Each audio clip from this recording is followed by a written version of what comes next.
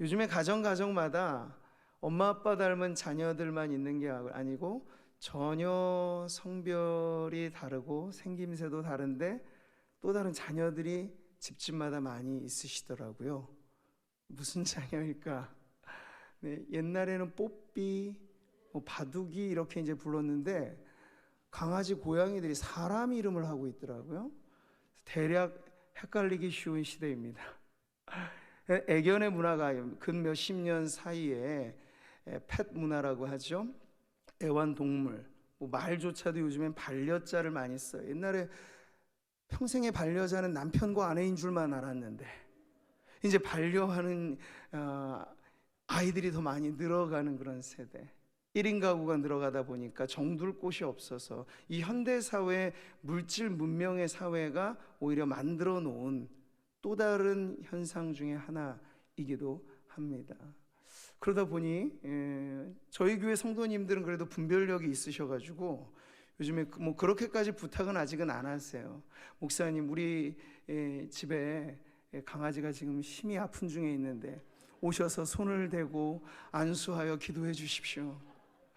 그러면 저희가 목회적으로 사실 고민할 일들이 많은데 그런 부분까지는 고민을 안 안겨주셔서 아직까지는 좋습니다만, 근데 사회 문화는요 이제 어때요? 옛날에 저는 유치원은 아이들만 갔잖아요. 근데 요즘에는 어르신들 가는 노치원이 있습니다. 근데 노치원만 있는 줄 알았더니 뭐라고 표현해야 되나요? 강치원도 있어요. 강아지들 보내드리는 강아지 유치원들도 요즘에 있고, 어디 그뿐인가요? 강아지 호텔도 있고 강아지 카페도 있고, 정말 이 발전, 이 변화가 어디까지 갈지는 사실은 모를 정도입니다. 근데 한 가지 분명히 아셨으면 좋겠어요. 우리가 애지중지할 수 있죠. 사람과 교감이 안 되니까 짐승과도 교감을 갖고 외로움 달랠 수 있습니다. 그러나 한 가지는 성도들은 분명히 아셔야 돼요. 창조의 질서상 개는 개일 뿐이고 개가 아무리 훌륭해도 개는 개일 뿐이고 사람 자리는 사람이 있어야 하는 거죠. 네. 인간을 만드실 때만 하나님의 형상대로 지으셨어요. 나머지 피조물들은, 물론 우리가 모든 것이 하나님의 작품 세계이기 때문에 훼손해서는 안 되고 잘 돌보아야 될 책임은 우리에게 있겠으나 이게 종이 헷갈리시면 안 돼요. 짐승과 인간을 헷갈리시면 안 된다는 거죠. 그럼에도 불구하고 여러분 가정에서 보면, 저는 교회에서만 집사직 이렇게 드리는 줄 알았더니 요즘에 집집마다 집사들이 많아지시더라고요. 우리 강아지를 이렇게 잘 받들어 섬기는 집사, 자처해서 내가 고양이 집사라고, 이렇게 우리 청년들 중에도 그런 분들이 많아질 것 같은데, 많이 있는 것 같은데, 아무튼 좋습니다. 그러나 그것이 하나님의 형상대로 지음받은 인간을 그만 못하게 생각하는 인간 비하 현상과 이게 겹쳐지면 안 된다는 거예요. 그러니까 여러분, 아무리 우리가 개를, 강아지를 애지중지해도, 제가 아직까지 그런 소리는 그래도 못 들어봤어요. 강아지가 야, 내가 생후 몇 개월, 몇 년 키웠더니 한글을 깨우쳤더라, 그런 건 없죠 아직? 네. 그냥 잘 먹이주고 훈련시키면 손 하면 손 내밀 정도인 거예요. 네, 몇 가지 훈련을 시켜서 우리의 기쁨과 만족을 주지만, 어찌 자식 키우면서 부모가 나를 빼다 박은 자식과 서로 소통하며 대화를, 흉금을 털어놓으며 하는 것과는 비교할 수가 없죠. 여러분, 사람은 사람이기 때문에 인간다운 교육을 시키는 것이고, 짐승이 아무리 귀해도 짐승에게 인간 되라고 교육은 안 시키잖아요. 자, 여기서 제가 오늘 서두에 말씀을 드린 이유가 나옵니다. 성도들이 알아야 할 성경의 모든 말씀, 이 말씀 구구절절이 이렇게 살아라 라는 말씀이 나오잖아요. 거의 강한 명령으로도 느껴지고 권면으로도 들려집니다. 근데 이건 이것이에요, 여러분. 성도로 거듭나지도 않은 사람한테 예배 잘 드리십시오, 하나님의 영광을 위해서 전도 잘, 그럴 수가 없는 거예요. 성도가 되지 않은 사람한테 성도답게 어떻게 살라고 하겠어요. 근데 성경에 나와 있는 이 모든 명령들은 예수 그리스도 갈보리 십자가 언덕 위에 우리의 모든 죄를 짊어지신 그 주님을 믿음으로 말미암아 성도로 거듭난 이들에게, 이제 여러분은 하나님의 은혜로 말미암아 구원받은 성도가 되었으니 성도다운 삶을 배우셔야 합니다. 성도가 되셨으니 성도답게 살아가시기를 바랍니다. 이런 의미에서 성경의 모든 명령이 우리들에게 주어진 것이죠. 기독교 복음은 세상의 다른 종교와 가장 큰 구별점이 인간 자신의 노력으로 구원에 이를 수 있다고 가르치지 않습니다. 그럴 수가 없는 거죠. 그러면 예수님이 이 땅에 오셔야 될 이유조차가 없는 거예요. 네, 도를 깨우치고 선을 행하고 뭐 이렇게 사회에 공헌하고 해서 천국에 들어갈 수만 있다면 예수님이 이 땅에 오셔야 될 이유는 없는 것입니다. 그러나 그분이 오셨어요. 십자가 지셨어요. 죽기까지 하셨어요. 그 이유는 인간의 노력으로 천국에 들어갈 수 있는 사람이 아무도 없기 때문이죠. 열심히 살면 구원받습니다. 이건 기독교 복음이 아니에요. 도덕적으로 살고 선을 행하면 천국 갑니다. 이것도 복음이 아니에요. 복음은 오직 당신의 죄를 회개하고 예수를 구주로 믿으십시오. 그러면 구원받습니다. 근데 그게 끝이 아니고 이제 구원받은 성도들이요, 구원받은 성도답게 살아가십시오. 참, 오늘 우리가 빌립보서에서 다루는 내용은 바로 그러한 내용인 것입니다. 자, 오늘 첫 번째로 우리에게 와닿는 것, 두렵고 떨림으로 현재 진행형의 구원을 이루어가라 하는 말씀에 붙어서 이제 구체적인 우리의 삶의 교훈이 여기 나와요. 14절입니다. 모든 일을 원망과 시비가 없이 하라. 아멘. 여기 모든 일에는 교회 일만이 아니겠죠? 제한된 사항이 없어요. 성도들이 살아가면서 감당하는 크고 작은 모든 일, 말 그대로 모든 일입니다. 그럴 때 이제 두렵고 떨림으로 구원을 이루어가는 성도라면 예배할 때만 아니고, 기도할 때만 아니고, 성도들이 서로 신앙에 교제할 때만 아니고, 성도들이 일상에서 부딪혀오는 모든 일을 할 때 성도는 성도이기 때문에 그만의 남다른 일 처리 방식이 필요합니다 라는 걸 지금 가르쳐 주는 거예요. 자, 이 말씀과 대응해서 우리는 이미 2장 3절에서 이런 말씀도 들었습니다. 아무 일에든지 다툼이나 허용으로 하지 말고, 바로 이 말씀이죠. 그러니까 성도는 일을 하되 다툼이나 허용으로 하지 않는다는 거예요. 성도들의 일처리는 원망과 시비가 없이 한다는 거예요. 근데 우리가 이미 구원받은 성도임에 확신하는 분들 안에도 이 문제에서 자유로운 분이 얼마나 있을까요? 나도 일하다가 원망이 생기는데, 다투기도 꽤나 많이 해봤는데 하는 분들에게 이제 이 말씀이 어떻게 우리에게 와닿는지를 살펴보는 것이죠.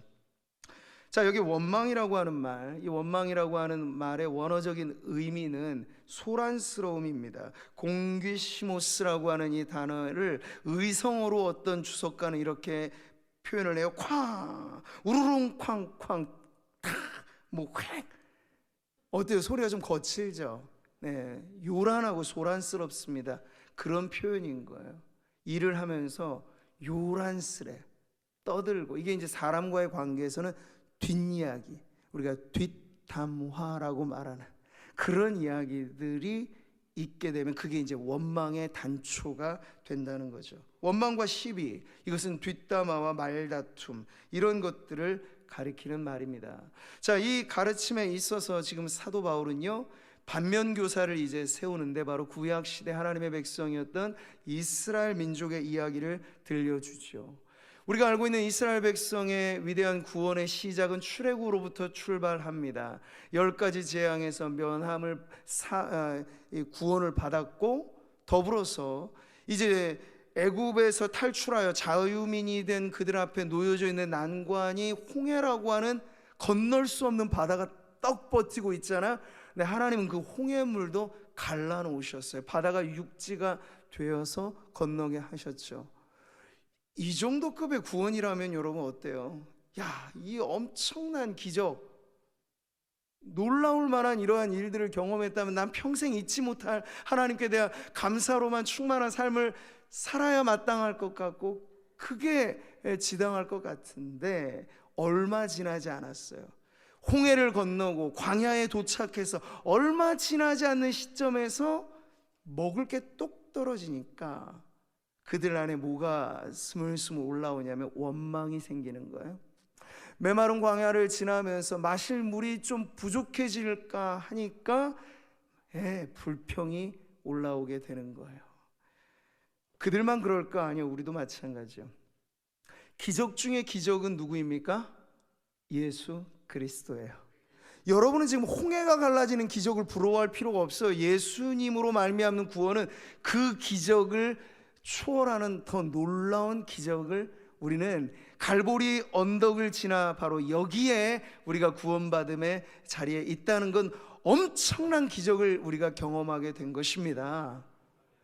그런데 우리가 어떠냐고요? 우리도 인생 광야를 지나면서 먹을 것 떨어지고 마실 물 없어지고 별의별 많은 어려운 일들이 생기게 되면 고단한 인생에 뭐가 생기기 쉬워요? 원망이 생기기 쉽고 불평이 생기기 쉽고, 그것 때문에 우리 하는 이 모든 원망이 사람에게만 향한 것이라고 생각하면 여러분 오해입니다. 모세에게 대하여 원망했던 그 백성을 향하여 모세가 뭐라고 말했냐면요, 너희의 원망은 우리를 향하여 함이 아니요 여호와를 향하여 함이로다. 아멘. 이 원리는 그대로 적용이 돼요. 우리가 교회 안에서 서로 간에 시비가 붙고 다툼이 생기고 원망하면 우리는 손가락을 그 사람을 향해서만 하고 있는 게 아니고 하나님을 향하여서도 하는 겁니다. 내 모든 인생의 크고 작은 일들을 하나님이 인도해 주셨다고 우리는 고마워하고 감사하면 교회 안에 지체로 우리가 속해 있는 것도 다 주님의 뜻이잖아요. 근데 좋을 때는 이 뜻이 감사하게 와닿는데 문제가 생기고 원망이 되게 되면 결국 하나님 어쩌시자고 저를 여기에 인도하신 거예요, 이런 원망이 된다는 거예요. 자, 그러지 않도록 지금 바울은 경고의 메시지로 이것을 반면교사를 세워서 우리가 그러진 않았으면 좋겠습니다라고 가르쳐 주는 거죠. 고린도전서의 말씀을 보면요, 이렇게 나옵니다. 그들 가운데 어떤 사람들이 원망하다가 멸망시키는 자에게 멸망하였나니 너희는 그들과 같이 원망하지 말라. 아멘. 원망과 시비의 문제가 그냥 가만히 내버려 둘 만한 문제가 아니라고 하기 때문에 이렇게 강하게 이야기를 하는 것이죠. 사랑하는 성도 여러분, 오늘 우리는 이 말씀을 통해서 먼저는 사실 모든 일이기 때문에 우리의 직장에서의 일, 가정에서의 일, 사회적인 모든 일들이 다 포함되는데, 그래도 가깝게로는 우리가 교회 일을 생각해 보지 않을 수 없죠. 교회 일이라고 하는 건 우리 모두가 생각은 다 동의하시듯이 거룩한 일입니다. 교회의 크고 작은 일에 차이는 있으나 소중하지 않은 일은 아무것도 없습니다. 근데 그 귀한 일을 하면서 일 때문에 마음 상하고 일 때문에 관계가 깨어진다는 이 일이 얼마나 교회 안에 비일비재한지 몰라요. 근데 그걸 그냥 가만히 방치시키면 되겠는가? 안 된다는 거죠. 그 원인에서부터 결과까지를 우리는 예민하게 살펴서 오늘 말씀 그대로를 받으셔야 돼요. 원망과 시비가 없이 교회에서 여러분의 모든 봉사와 섬김의 일들을 감당하시기 바랍니다. 교회를 다니시다가 교회에서 일 때문에 상처받고 일 때문에 깨어져 가지고 교회를 거의 이제 안 다니다시피, 혹은 이 교회 더 이상 정착할 수 없어서 다른 교회에 옮기셔야 할 정도까지 되어지는 그런 일들이 우리 가운데 흔하게 일어나는 현상입니다. 근데 우리가 이것을 그냥 뭐 다들 그런 것이니 라고 말하면 이 성경은 우리에게 절대적인 권위가 없는 거예요. 어렵고 힘들더라도 원망 없이 일하십시오, 다툼 없이 일하시고 시비가 없이 일하십시오 라고 하는 게 절대적인 하나님의 진리로서 우리에게 주어진 명령이라면 힘들어도 따르고 어려워도 이것을 기준하여서 모든 일을 감당하실 때 여러분의 마음의 상태는 원망이 없이, 일의 태도에는 시비가 없이 그렇게 주의 일을 감당하시는 성도님들 되시기를 축복합니다. 교회를 일컬어 성전된 공동체라고 말을 하잖아요. 오늘 신약의 의미에서는 그것은 눈에 보이지 않는 성도들의 모임 그 자체가 거룩하신 하나님이 임재하시는 성전을 가리킵니다. 근데 구약 시대로 가게 되면 그 모든 것이 실물 교육이기 때문에 모세 시대로부터 성막이 있었고 솔로몬 시대로부터 성전이 지어졌죠. 그러니 구약 시대 이 성막과 성전이 어떻게 지어졌는지를 우리가 유심히 살펴보면 신약 시대 교회라고 하는 그 공동체 자체의 성전됨을 어떠한 방식으로 세워가야 하는지를 배우게 돼요. 자, 그중 하나로 솔로몬이 성전을 지을 때, 솔로몬은 이 성전이라고 하는 건축물은 뭐 자신의 왕궁도 있었겠고 그 당시 많은 가옥들도 있었겠고 집회 장소도 있겠으나 성전은 하나님이 거하시는 처소로서 거룩한 곳이어야 하니 짓는 방식에 있어서부터 달라야 된다라고 하는 건축의 철학을 가지고 솔로몬은 이렇게 성전을 지었습니다. 그 단면의 이야기가 나오는 구절인데요, 같이 읽어보겠습니다. 이 성전은 건축할 때 돌을 그 뜨는 곳에서 다듬고 가져다가 건축하였으므로 건축하는 동안에 성전 속에서는 방망이나 도끼나 모든 철 연장 소리가 들리지 아니하였으며. 아멘. 이거 참 놀라운 기록입니다. 지금도 우리 옆에는 아파트 단지가 조성되고 가깝게 바로 뒷주차장에 공원이 만들어지고 제가 주중에 목양실에 있으면 다 소란한 공사장의 소리가 가득해요. 그게 어쩔 수 없는 공사장의 환경이죠. 근데 솔로몬은 여러분 공사를 빠르게 진행하려면 자재들 가다다가 공사장에서 자르고 쪼개고 막 그렇게 해야 된단 말이에요. 근데 매우 불편한 방식으로 지금 성전을 짓는 거예요. 돌을 캐내는 그 자리에서 깎을 거 다 담고 규격적으로 만들고 여기 성전을 짓는 성전터에 가지고 와서는 전혀 소리 없이 조용하게 하나하나 성전을 맞춰 세워갔다는 얘기죠. 왜 그렇게 정성을 들였을까요? 불편을 감수하면서까지 왜 성전은 이렇게 지어져야 했던 것일까요? 말 그대로 하나님이 거하시는 거룩한 처소이기 때문에 짓는 방식에서부터도 성별되어야 한다라고 하는 믿음이 그에게는 이렇게 나타난 것이죠. 사랑하는 성도 여러분, 오늘날 우리가 성전된 몸으로서 그리스도의 몸으로서 교회의 안에서 들어가는 모든 일들은 그러면 어떻게 해야 할까요? 네.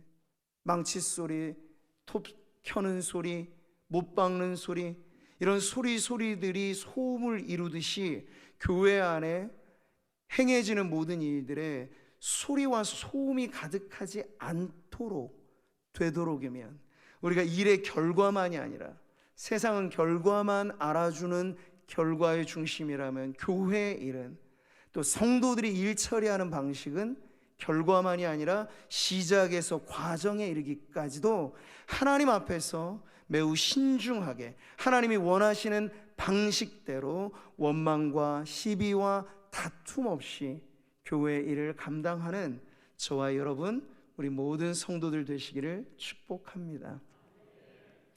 우리 교회도 앞으로 때가 되면 뭐 자녀들을 위해서도 비전 센터가 세워질 때가 있겠고, 여기 여러분 예배하는 이 예배당만 하더라도 지금 우리가 수용할 수 있는 공간이기 때문에 저는 너무 좋습니다. 여기서 우리가 예배 드리는데 아무런 문제가 없어요. 근데 만약 성도들이 더 많아져서 우리의 모이는 이 자리 자체가 어렵다, 그러면 건물이라고 하는 건 성전된 교회가 입고 있는 옷과 같은 것이라서 몸이 성장해서 옷을 갈아입어야 된다라고 하면 언제든지 갈아입을 수 있는 것이겠죠. 근데 그러할 때 많은 경우에 교회들이 건축하다가 쪼개져요. 건축하다가 서로 다툼과 원망이 생겨요. 왜 그래야 할까요? 오히려 건축을 하는 그 모든 과정, 교회가 큰 일인 작은 일을 하는 그 일들 자체가 거룩한 일이라고 우리가 믿는다면 그 일로서 교회가 더 하나 되어야 되는 줄 믿습니다. 그러니까 성도님들이, 사실 우리는 외형의 확장과 변화보다 우선해서 공동체가 하나 되는 것, 말씀으로 하나 되는 것, 성령으로 하나 되는 것, 근데 이것이 너무나 중요하다라고 하는 것을 믿으시고, 앞으로 언제일지 모르겠지만 그 일들이 일어나기 전에 우리는 뭘 해야 될까요? 기도, 또 기도, 또 기도를 하셔야 돼요. 하나님의 타이밍에 우리를 쓰시겠다고 할 때 우리가 하나님의 손에 불편한 연장이 되지 않도록 하나님의 손에 아주 익숙하게 쥐어지는 그러한 도구들이 돼서 착착 맞아 떨어지다. 네, 솔로몬의 성전이 지어지는 방식처럼 소리 없이 고요하게 평안하게 주의 나라를 위하여 헌신하고 봉사하는 우리 성도님들 되시기를 축복합니다. 자, 이렇게 사도 바울은 빌립보 교회 성도들에게 작은 일 하나에도 마음을 쓰되 바르게 쓰십시오, 태도를 갖되 온전히 가지십시오 하면서 이 말씀을 주는데, 그 이유가 여기도 분명히 나오죠. 그건 하나님의 기대감이 있기 때문에 그렇습니다. 여러분, 부모가 자녀들에게 무언가 요구하는 것, 앞서도 서두에도 얘기했지만 강아지들에게 요구하는 것과 그 이상의 요구를 사실 우리는 부모가 자식들에게 한단 말이죠. 왜냐하면 자식들에게는 기대감이 있기 때문에 그래요. 그냥 너 먹는 먹이 먹고 그냥 내가 손 내밀면 손 주고 이런 정도만 한다면 여러분 자녀들이 성장을 안 하는 거잖아요. 예, 태어나서 뭐 돌쟁이 될 때까지는 그냥 기어다니는 게 기쁨이 되겠지만 3살, 4살, 5살 청소년기 되는데도 기어다니는 자녀가 있으면 그거는 부모의 마음에 안타까움이 되는 거겠죠. 기대감이 있는 것입니다. 그렇기 때문에 하나님께서도 자녀된 우리들이 어떤 기대를 갖고 말씀하시는 거예요? 흠없어라, 순전해라, 일을 하더라도 세상 사람들과는 다른 방식으로 일 처리를 해라, 그래서 너희의 구별됨을 보여줘라. 이게 다 우리에 대한 하나님의 기대감이 담겨져 있는 표현입니다. 그렇게 우리에게 일을 하라고, 흠없는 자녀가 되라고 이 말씀을 주신 것인데요, 15절의 말씀이 그렇습니다. 이는 너희가 흠이 없고 순전하여 어그러지고 거스르는 세대 가운데서 하나님의 흠없는 자녀로 세상에서 그들 가운데 빛들로 나타내며. 아멘. 여기 대조되는 두 세대가 있습니다. 한 세대는 한 사람들의 모습은 흠이 없고 순전한 하나님의 자녀들이라면, 여기 반대편에 서 있는 사람들은 뭘까요? 네, 어그러지고 거스르는 세대라고 할 수 있겠죠. 이 빌립보 교회 성도들의 기준에서는 이것은 아직 예수님을 알지 못하고 믿지 못하고 따르지 못하는 불신 세상을 가리키는 표현인데, 이 비슷한 말씀이 구약시대 이스라엘 백성들을 향하여 전해졌던 때가 있습니다. 모세가 40년 광야 생활하면서 그 백성을 인도해 갈 때, 마지막 이제 신명기서는 약속의 땅을 앞두고 이제 가나안의 1세대들은 다 저물어 가고 가나안에 들어갈 출애굽 2세대들을 향하여 말씀을 전할 때 이런 말씀이 나왔어요. 같이 봅니다. 그들이 여호와를 향하여 악을 행하니 하나님의 자녀가 아니요 흠이 있고 삐뚤어진 세대로다. 아멘. 지금 이방 민족에게 하는 말이 아닙니다. 하나님의 백성들이라고 자부했던 그들이 실상은 흠이 많고 삐뚤어진 세대라고 이야기를 하고 있는 거예요. 여기서 우리는 뭘 알 수 있습니까? 겉보기에만, 겉모양으로만, 난 혈통이 아브라함의 혈통이니, 나는 유대인이니, 이런 것으로 하나님께서 당신의 백성 삼고 안 삼고 하시지 않는다 하는 것을 가르쳐 주시는 거예요. 근데 여러분, 오늘날도 우리가 보십시오. 얼마나 많은 교회 안에서 정말 성도다운 성도를 찾아보기가 쉽지 않아지고 있습니다. 갈수록 말이죠. 옛날에는 우리가 저기 유럽에 쇠하여져 가는 교회들이 그런 줄만 알았어요.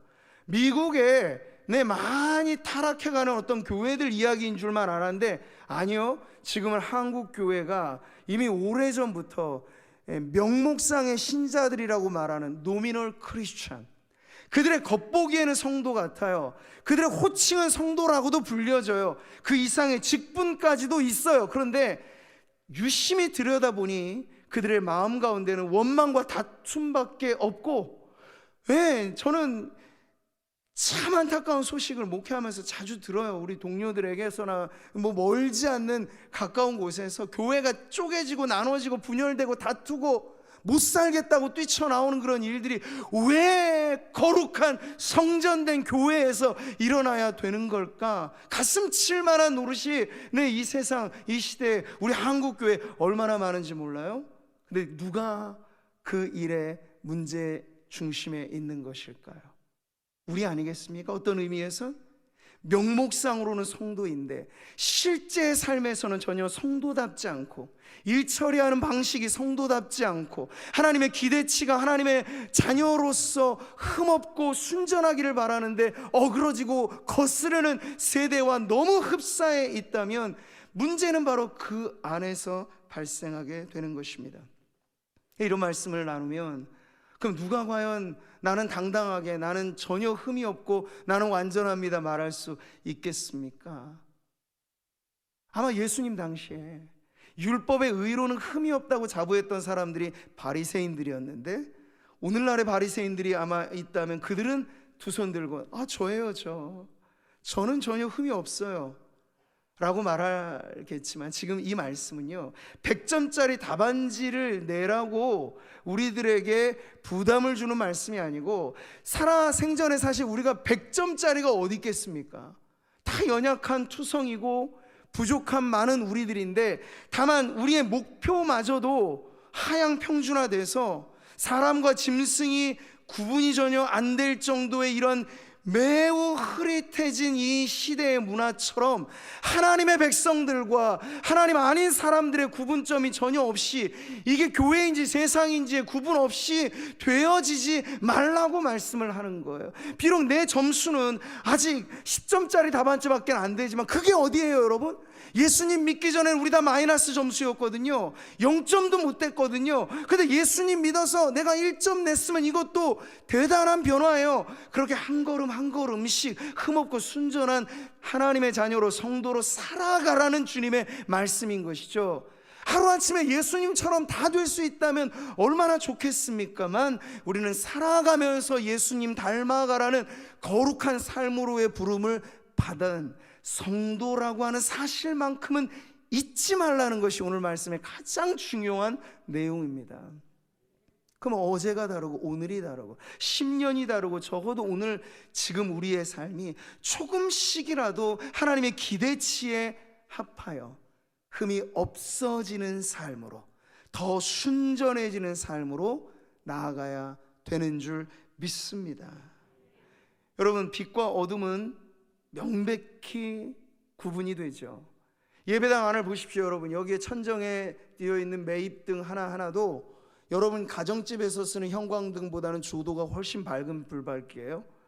저를 비추고 있는 이 강단의 스포트라이트는 이거보다 더 밝은 빛이겠죠. 빛에도 차이는 있어요. 근데 아무리 미미해 보이고 가녀리고 작은 반딧불 같은 경우면, 여러분 여기에 지금 반딧불이 날아다닌다면 보이지도 않을 거예요. 그런데 여러분, 깜깜한 밤하늘에 반딧불은 반드시 그 존재감을 드러내는 아주 작지만 반짝거리는 불빛이 된답니다. 제가 이 말씀을 드리는 이유는 1점짜리 답안지, 60점짜리 답안지, 성도들 안에 불밝기의 차이는, 거룩의 차이는 있겠습니다만, 그가 진정 거듭난 성도임이 맞다면 어두운 세상에 그를 넣어 보십시오. 그러면 그는 빛을 내게 될 것입니다. 이게 가장 정확한 성도됨의 자기 점검이에요. 그게 아니고 만약 우리끼리만 통용되어지는, 나 놀랄 만한 일들을 경험했어요. 성도들이 혹하는 신앙의 간증들은 대개 어디 하늘 꼭대기에 갔다 왔다, 죽었다가 지옥 경험하다가 왔다, 이런 기상천외한 일들인데, 설령 그가 천국의 몇 층까지 올라갔다 갔다 온 일이 있다 하더라도 그 신앙의 신비로운 체험이 그의 인격의 변화를 가져다 주고, 그의 마음의 씀씀이의 변화를 가져다 주고, 그의 말과 행동과 사회적인 일의 변화를 가져다 주는 일이 아니라면 그건 다분히 종교적인 체험, 그 이상도 이하도 아닐 것입니다. 하나님이 우리에게 원하시는 간증은 그것과는 좀 다른 것이에요. 소소하게 살아가는 우리의 일상, 여러분 그렇지 않습니까? 성도라고 하루 4끼 5끼 그렇게 드시는 분도 계시죠? 근데 먹는 게 얼만큼 다르겠어요. 성도가 이 옷 입고 날아가면 우리가 성가대 가운 입고 직장 안 가시잖아요. 다 똑같습니다. 제가 목사라고 해서 신부처럼 로만 쉐이드 이 옷을 입고 안 다닌단 말이에요.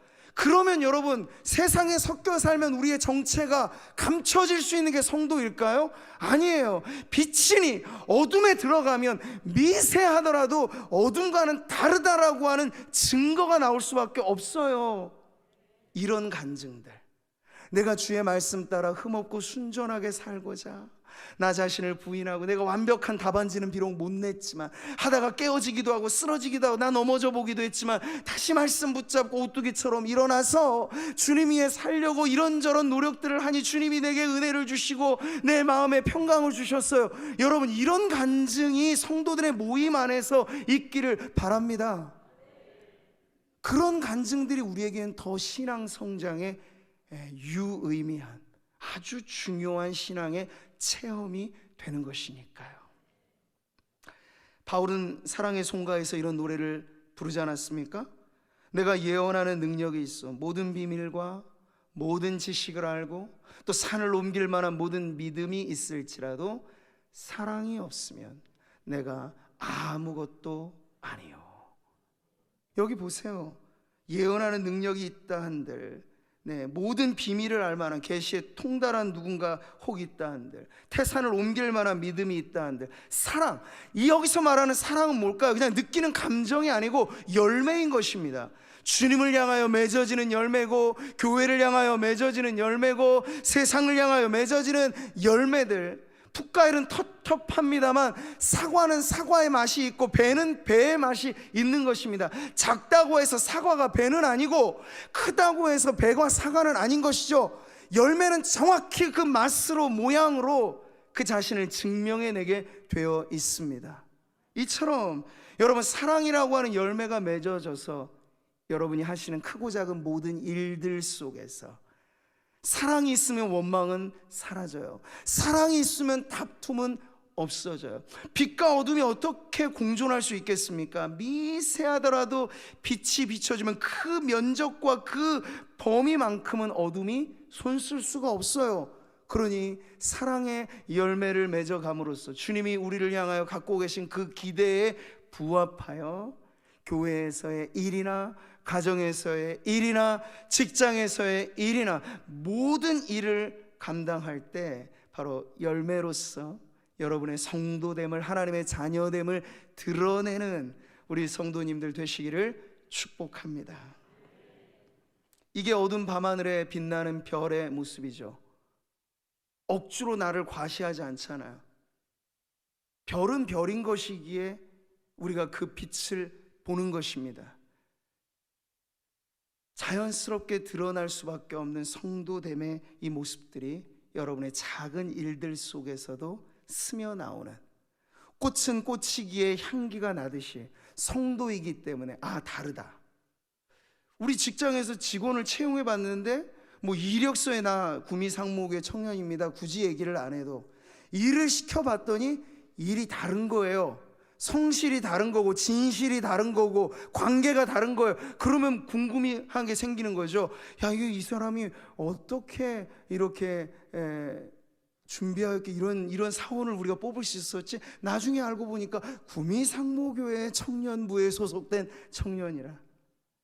여러분이 전도지를 가지고 하는 전도보다 더 강력할 수 있는 전도는 내 삶이 복음을 담아서, 내 얼굴이 전도지처럼 되어서 우리가 걸어다니는 모든 일상 속에서 원망과 다툼 없이 평화와 사랑의 일꾼들로 살아가게 된다면, 이것이 바로 흠없고 순전하기를 바라는 하나님의 뜻 가운데 살아가는 주의 자녀된 성도들의 삶인 줄 믿습니다. 이제 말씀을 마무리하면서요, 결론의 자리는 오늘 2장 16절 앞부분에 나옵니다. 그러면 우리가 어떻게 이 말씀대로 모든 일에 원망과 다툼 없이 할 것인가? 그러면 어떻게 하나님의 이 기대에 부응하여 흠없이 순전한 자녀로 살 것인가? 라고 했을 때 오늘 말씀은요, 그 원동력을 다시 한번 우리에게 가르쳐 줍니다. 같이 보시죠. 생명의 말씀을 밝혀. 아멘. 이걸 동사로 끊어서 읽는다면 생명의 말씀을 밝히십시오 라는 뜻인데, 자, 이 한글 개역과 개정의 번역보다 더 좋은 번역이 있어요. 여기 에페코라고 하는, 밝혀라고 하는 그리스어는 더 보편적으로는 굳게 잡으라는 뜻이 많이 쓰여집니다. 그래서 여러분 성경책에도 거기 아마 각주 표시가 돼서 난 하주로 또 다른 번역이 소개되어 있을 거예요. 굳게 잡고라고 하는 번역이 그것입니다. 거기에 맞춰서 우리가 이 구절을 읽어본다면 이런 거예요. 생명의 말씀을 굳게 잡으십시오.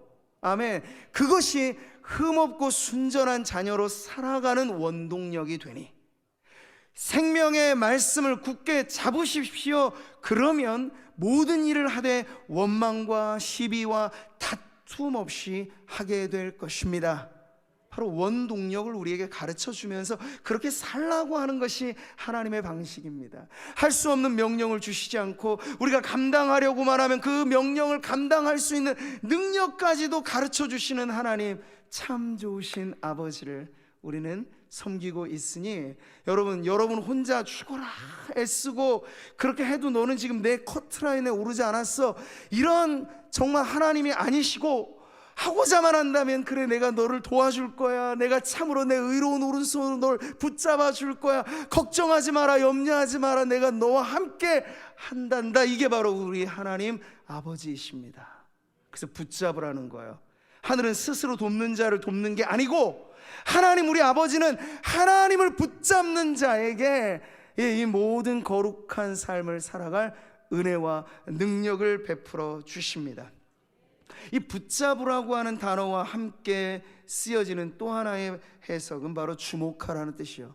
이것을 한데 결합하자면, 성도요, 흠없고 순전한 하나님의 자녀로 살아가기 위하여 생명의 말씀을 주목하고 생명의 말씀을 붙잡으십시오. 이러한 뜻이 되는 거죠. 우리가 압니다. 여러분, 생명의 말씀이 무엇이에요? 태초부터 있는 생명의 말씀에 관하여는 우리가 들은 바요, 눈으로 본 바요, 자세히 보고 우리의 손으로 만진 바라. 말씀이 육신이 되어 우리 가운데 임하신, 내가 곧 길이다 진리다 생명이다 말씀하신 바로 우리 주 예수 그리스도를 붙잡으라고 하는 것입니다. 능력의 원천이 되시니. 자, 그러면 조금 더 구체적으로요, 생명의 말씀 되신 그리스도를 붙잡는다는 건 여러분 어떤 것일까요? 우리가 지금 예수님을 눈으로 살과 피로 우리와 같이 걸어다니신 2000년 전에 예수님이 지금 아니시잖아요. 부활 승천하셨잖아요. 그 예수님을 붙잡는다는 건 과연 어떠한 것입니까? 라고 여러분 질문해 보시면, 그 예수님을 더욱더 구체적으로 우리의 삶에 가르쳐주는 또 하나의 생명의 말씀이 있으니, 바로 이 성경의 말씀을 주목하고 꽉 붙잡고 살아가는 것이 바로 그 길인 줄 믿습니다. 너희가 성경에서 영생을 얻는 줄 생각하고 성경을 연구하거니와 이 성경이 곧 내게 대하여 증언하는 것이니라. 아멘. 성경의 주인공, 오직 하나의 주인공 예수 그리스도. 우리가 수요 예배 때마다 리딩 지저스라고 하는 그러한 교육 체계로 말씀을 나누고 있는데, 성경의 모든 책, 모든 장 속에서 그리스도를 발견하는 성경 읽기의 가장 중요한 방식을 우리가 배우고 있습니다. 그럴 때 여러분, 우리가 시편 119편을 연말 연초에 특세로 하면서 이 생명의 말씀이 나를 살리셨다라고 하는 그러한 고백이 바로 다름 아닌 예수 그리스도와 하나 되는 그러한 길로 우리를 인도하는 그 길이 바로 성경의 말씀을 통해서 우리에게 열려지는 것인 줄 믿으시기 바랍니다. 이 말씀은 나의 고난 중에 위로라. 주의 말씀이 나를 살리셨기 때문이니이다. 아멘. 우리 성도들은 요즘 새벽마다 성경 통독에 여념이 없습니다. 이것이 이제 몸에 잘 맞는 옷처럼 입혀지게 된다면, 적어도 우리가 한 해 한 해 살아간다는 것이, 한 해를 살 때 성경을 한 번을 완독하고, 그렇게 성경 읽기가 우리에게 쌓이고 쌓여서 거기에 비례해서 성경의 주인공 되신 그리스도를 더 알아가고 아는 만큼 더 의지하고, 그러면서 여러분 우리의 신앙의 인격도 성화되고 우리의 일의 처리의 방식도 성도스러워지는 그러한 변화가 일어나게 될 줄 믿습니다. 성경을 쓰면서 필사하게 힘쓰시는 성도들이 많다는 게 저는 우리 교회의 자랑이고 우리 교회의 힘이라고 여겨집니다. 어린 아이들에게 영어로 성경 구절을 가르쳐주고 수요일마다 이 성경을 암송시키는 그런 교육에 우리는 다음 세대 미래의 희망을 보는 것이에요. 자, 여러분, 이것이 교회가 살아가는 법, 세상과 다를 수 있는 빛으로 반짝거릴 수 있는 길이라고 하는 걸 여러분 확신하시고, 그리스도를 꽉 붙잡아서 구별된 하나님의 자녀요 성도로 살아가는 길이 바로 여기에 있으니, 하나님의 말씀 그 성경을 통해서 그리스도와 동행하고 함께하는 삶으로 여러분 모두의 발걸음이 나아가시기를 주님의 이름으로 축복합니다. 우리 시무 장로님 중에 한 분은 작년만 해도 성경을 10독을 하셨대요. 와, 할 만한 일이죠. 올해도 지금 몇 개월 안 됐는데도 벌써 몇 번을 읽으셨어요? 근데 이런 분들의 저는 간증을 들을 때마다 교육자이면서도 목회자이면서 제가 오히려 더 도전을 받습니다. 와, 이것이 우리의 힘이다. 그리고 여러분 모두에게도 동일하게 도전을 하고 싶습니다. 하나님 앞에 여러분의 시간이 너무 많아서 걱정이신가요? 남는 시간에 성경을 읽으십시오. 주목하여 보시고 붙잡으시고 그것을 통해서 하나님의 말씀이 내게도 내 영혼의 피가 되고 살이 되게 하여서 하나님의 기대하시는 바 흠없고 순전한 주의 자녀로 살아가는데 여러분의 인생길이 거침없이 열려지게 되시기를 주님의 이름으로 축복합니다.